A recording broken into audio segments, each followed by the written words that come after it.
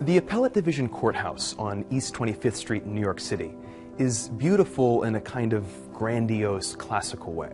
One of the art pieces that was placed on the top of it in 1902 was a depiction of 10 lawgivers representing a variety of world cultures.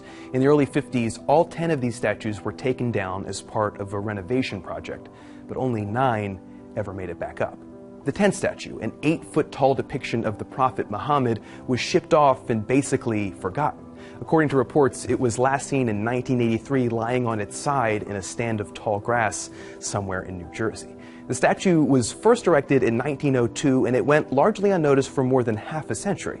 Then in the early 1950s, a number of Muslims, including the foreign ambassadors of Indonesia, Egypt, and Pakistan, saw an article about the impending renovations and sent letters of complaint to the courthouse. They didn't want the statue of Muhammad reinstalled, they wanted it destroyed. To us, that may sound like an outrageous request, an infringement on free speech, but at the time, it wasn't seen that way, and the courthouse, on the recommendation of the U.S. State Department, removed the statue. If you take from the equation the political context that modern-day terrorism and fear-mongering have created, the decision to do this and the request that led to it seems totally within reason.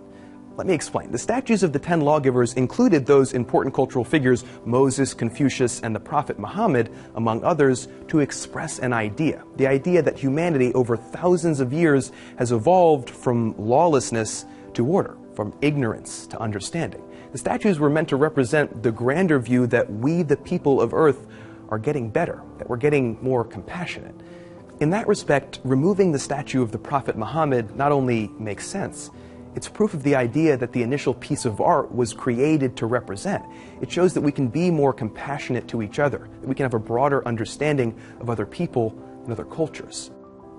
Which is a good story, but it's a story that's not finished yet. According to reports, the offensive statue in question wasn't actually destroyed like the embassies had requested. Instead, it was put in a crate and trucked off to a stone company in Newark, New Jersey, then ostensibly lost outside of supposedly being seen in that field that one time in 1983.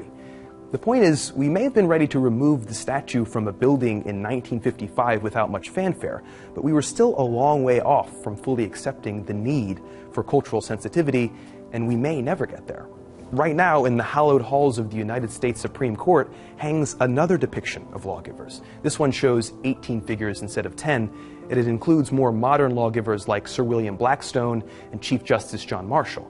But it also includes older figures too, like Moses, Confucius, and yes, the Prophet Muhammad. To see our video on Pakistan's plan to arm their school teachers, click here now. The school